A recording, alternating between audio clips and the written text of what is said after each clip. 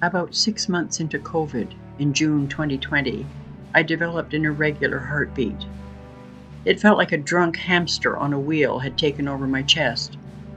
At the time, I was producing some of my most pointed feminist work in the form of short videos. The subject was male violence against women. The worst misogyny-fueled massacre in Canadian history had unfolded in Nova Scotia in April, and I came out swinging. Sometimes my heart would pound so fiercely I could see my t-shirt bouncing off my chest. My doctor ordered an EKG which detected something called LBBB. That's left bundle branch block to you. I learned from my own research that although it's possible that LBBB can occur without a known cause, usually there's an underlying condition which includes things like congenital heart defect and coronary artery disease. My father and most of his brothers died of heart attacks, so this was of great interest to me. My doctor said he would refer me to an internist.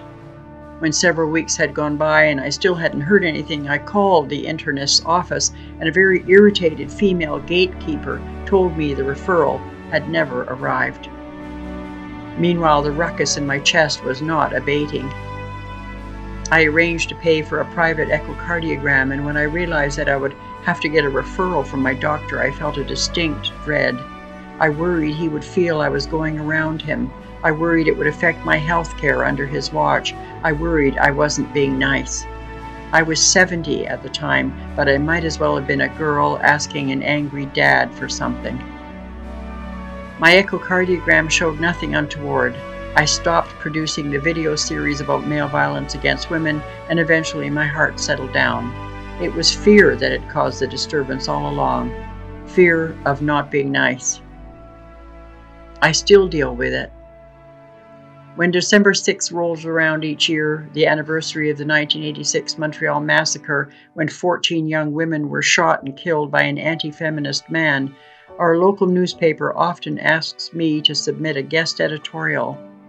Every time I write one of these things in which I so clearly come out as a feminist, willing to actually put the modifier male in front of violence against women, I deal with fear. A cold sweat breaks out and slinks down from my armpits, and it smells.